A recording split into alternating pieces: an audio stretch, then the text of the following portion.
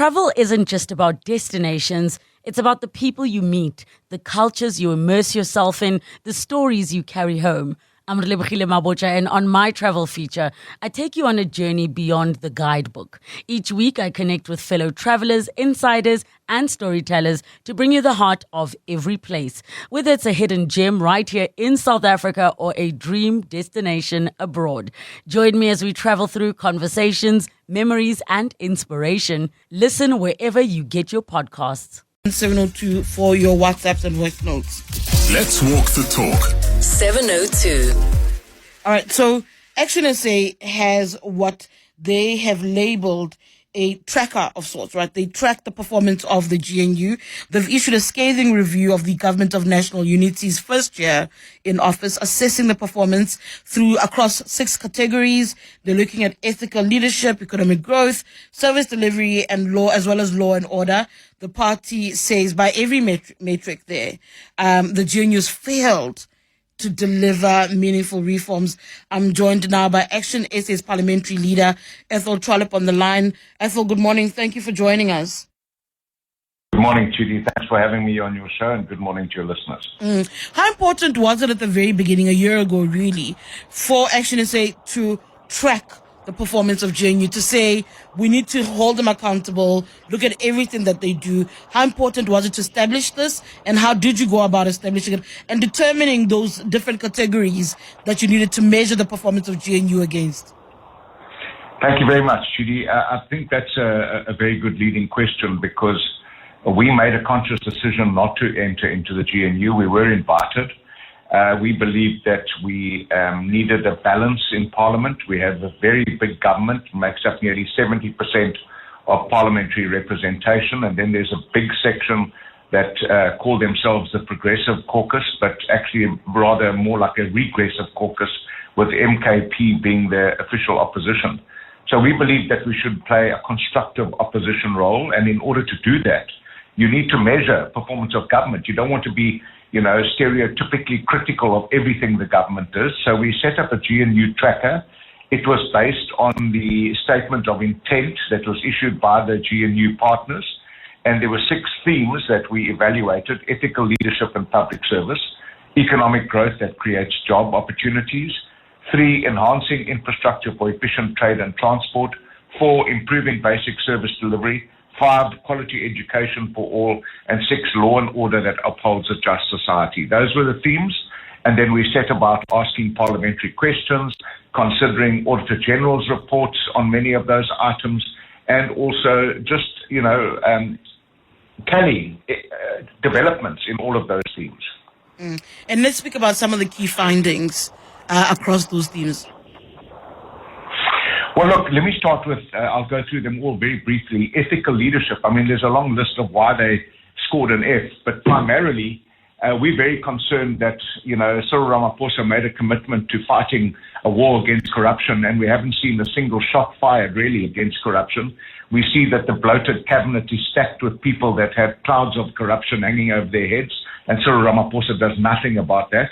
And we've also seen his bloated cabinet entertaining themselves lavishly on the public purse, traveling abroad, living the high life in expensive hotels across the globe.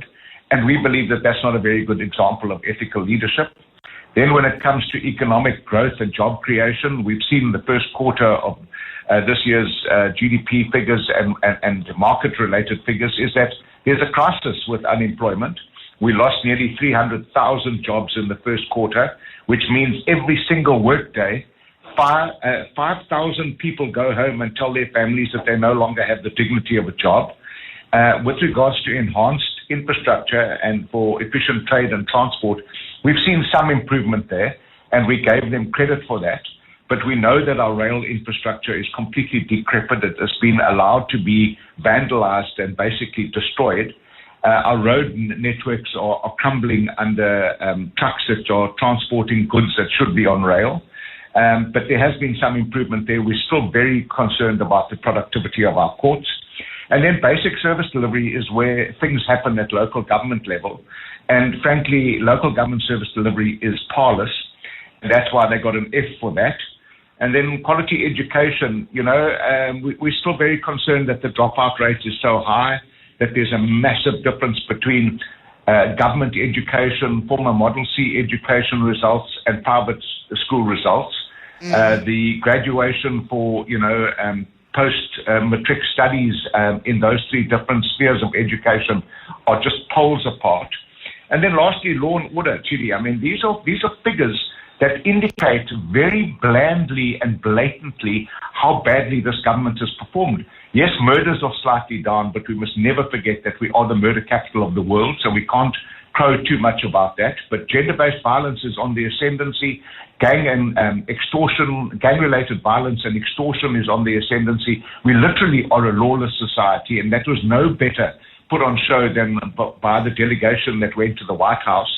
I remember Helena Wasserman wrote a story where she said, for the casual observer, South Africa was displayed as a violent country at war with itself. Now that is a terrible epithet to have for a country like ours. You know what that does to investment, tourism?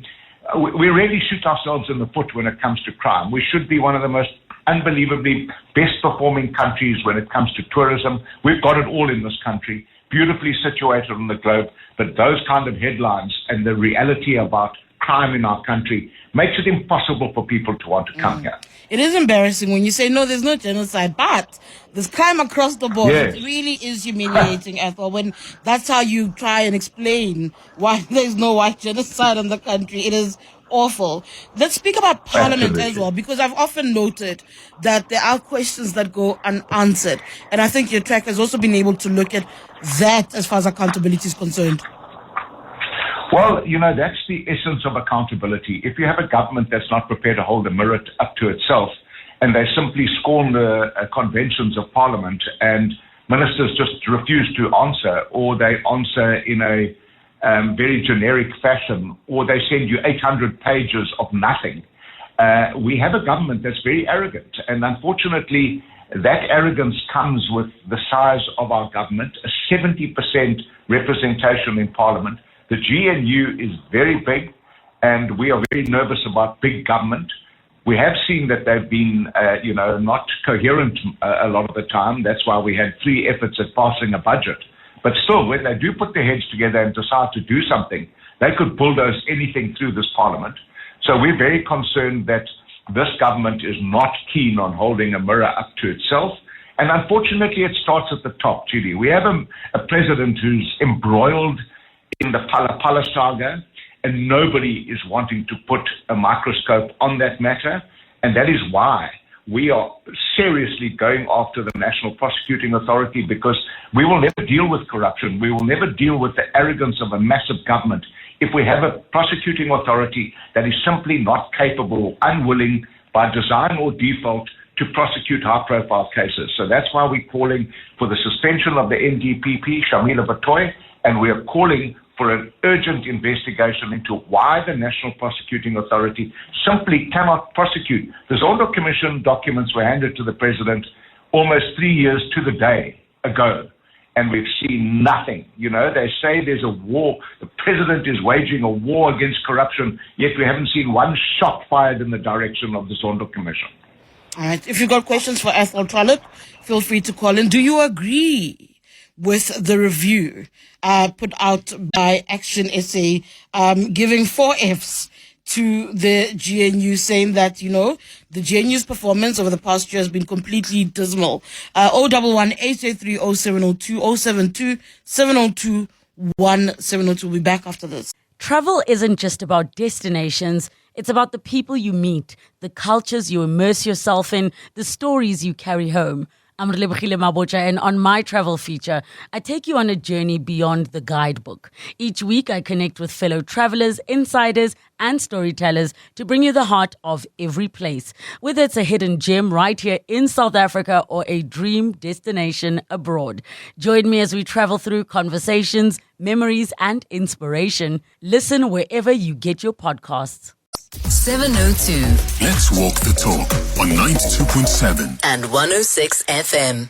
It's 20 minutes past 10. We are in conversation with ActionSA. It's put out its report card, its assessment of the Government of National Unity, a year, 12 months into its formation. 4 F grades were handed out for ethical leadership, economic growth, service delivery, as well as law and order. ActionSA is saying that the coalition government is bereft of ideas. It's lacking in policy direction and strategy and has not reformed government. We're in conversation, of course, with Athol Trollip, who's ActionSA's parliamentary leader. Athol, welcome back. In assessing the GNU, there's a question of the opposition, and you've kind of alluded to it already, that, you find an issue with the MKP and the EFF, saying that they failed to live up to the standard that was set by the DA previously. Let's speak about that, because one would imagine that opposition parties also try to find one another, try to work together in order to make sure that they effectively hold the government of the day accountable. Yeah, I do want to say that there is some collaboration between opposition parties in the National Assembly. Things have improved dramatically since the 2024 elections. The ANC was brought below 50%, so the arrogant swagger of the ANC has disappeared. And also there are a big number of political parties in the National Assembly now. And I must say there has been some cooperation. The party that confounds everyone is the MKP, though. The official opposition. Far from being an official opposition, what they appear to have become, because they keep deploying more people to Parliament that were part of the former state capture years, and they are here rather to protect themselves than hold the government to account. And that really has emasculated the benches of the opposition, because they are a big chunk of the opposition, around 59 members. I also heard John Steenhuisen, former leader of the opposition, last week saying that he's come to realize that government's much more difficult than opposition. Well, that's quite a profound statement. But, you've still got to be good in opposition. The role of opposition is a fundamentally important role to hold the government to account. And I'm really proud of the fact that we've got 6 MPs and we're coming up with a report like this. It's objective, it's measured on metrics that are indisputable, and it's measured around their own commitments that they made with the statement of intent. So the role of opposition is very, very important in Parliament. We take it seriously. We are prepared to collaborate. We showed that during the budget, where we supported the fiscal framework on condition that VAT was removed. That was removed by the minister. The EFF and the DA might claim that was due to the court case, but by the time the matter went to court and there was a settlement, it was already moot, because the minister had indicated that he was going to do away with that. So that illustrates that we are a constructive opposition, but we're also a very critical opposition. There are people who are on the line. There are voice notes for you as well. I'm going to go to Joseph and Roslyn. Joseph, good morning. You've got something to say to Athol? Yeah, Tshidi, good morning. And thank you for taking my call. Whoever believes that the opposite of what ActionSA has actually found is the case, I think it's living in illusion. I mean, what is just one thing that the GNU has achieved? Just one thing that the GNU has achieved in the past 12 months. Just show me one thing. I doubt if you will show me one thing. Yes, we can talk about the fact that, they are still trying to find their feet. They are still new like any other relationship, but there's no excuse. The issue of Phala Phala, I think for me, is shoved under the carpet.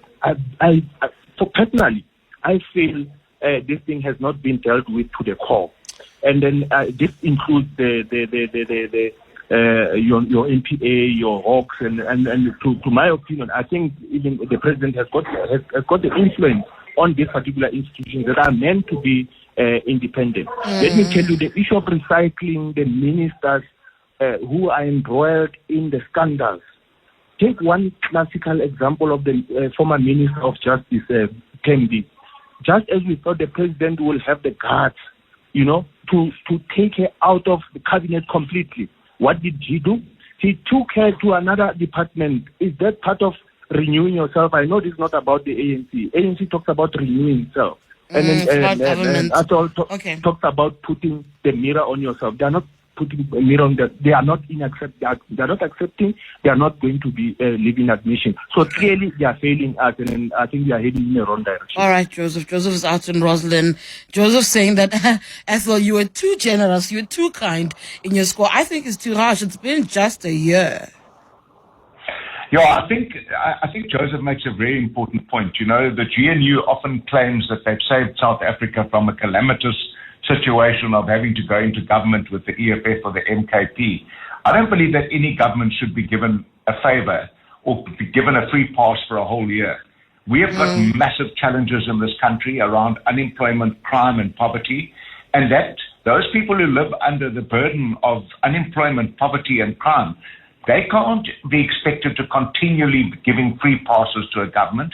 Their issues need to be addressed today. So there's no free pass for any government, especially a government that is 70% of control of Parliament. Tshidi, let me tell you another point. This new government has not passed one piece of legislation to address the 6 themes that we have spoken to that come out of their statement of intent. So how serious are they in government? And I don't believe they're serious at all. That's a very big question that you're putting out there, because that's how you see if if politicians are serious about what they're doing, is whether there's movement towards their vision that they've been selling to people. Okay, so in East Rand, I want to bring you into the conversation. You also wanted to comment? Yeah, morning, TV. I agree 100% with ActionSA's rating, and I agree with Athol.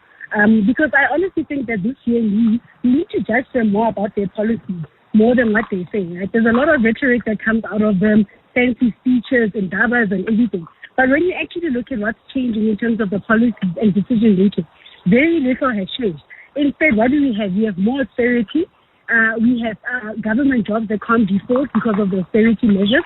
We have a collapse of the public service.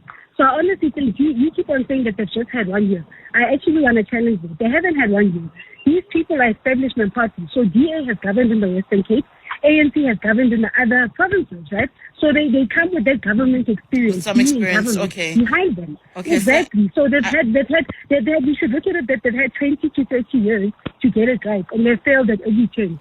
All right, okay, so in the East Rand, I don't know if I agree with that outlook that, they've got experience, because then coming together from different world perspectives, that I think has been part of the challenge. Just to some of the WhatsApps for Athol now, Kenneth in Soweto says the party that was ready to join the GNU in exchange for VAT increase votes, they are bitter because ANC couldn't follow through with their illegal deal, which they had. Athol, that is a thing that people do think about, is to say that collaboration that you had with the ANC around VAT, which you spoke of yourself, for them, the misreading and the confusion is you sound like a party that actually wanted to be in the GNU. And that messaging, by the way, isn't from nothing. It's confusion from some of the leaders in ActionSA itself.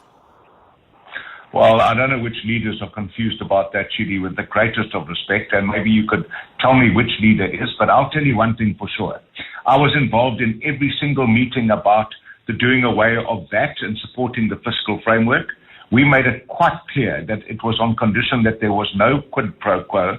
We were invited to join the GNU. We declined joining the GNU. With 6 members of parliament, we would have got at least one ministerial position and a deputy minister position that we don't want. We don't believe that there should be deputy ministers. And to go to the previous caller, I just want to say that the only thing that's come out of the GNU, only tangible thing that is about to manifest itself, is the president's announcement for a national dialogue. Now, even that is another talk shop. We want action.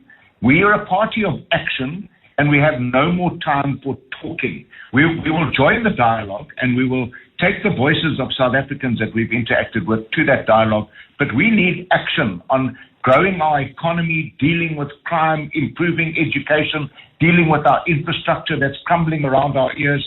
And we want leadership that is ethical and exemplary, and we want our economy to grow. Between Budget 1.0 and Budget 3.0, we have seen a decline in the prospects of our economic growth. And if there was a Budget 4.0 effort, we would have gone below 1%. It is a crying shame that there are countries on this continent, less developed than ours, that are growing at 5 and 6%, and we are limping along at 1%. It is a disgrace, and we haven't got any more time of this underperformance.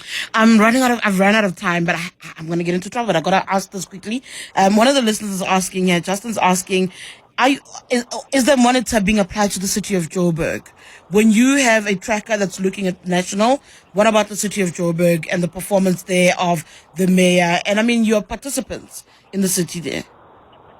Yeah, look, Joburg is woeful, but I mean, I'm the leader of the Parliamentary caucus. This is a parliamentary tracker on the GNU. I'm sure we could get somebody from ActionSA to talk about Johannesburg, but I don't have a mandate to do that. I operate in Parliament and our oversight is over the GNU. Fair enough. I'm going to leave it at that. Thank you so much. Athol Trollip is ActionSA's parliamentary leader, as he points out. I'll try to find answers for you, Justin. I'm also interested in whether or not they've got a tracker, so I'll reach out to Michael Bowman. It is 10:30.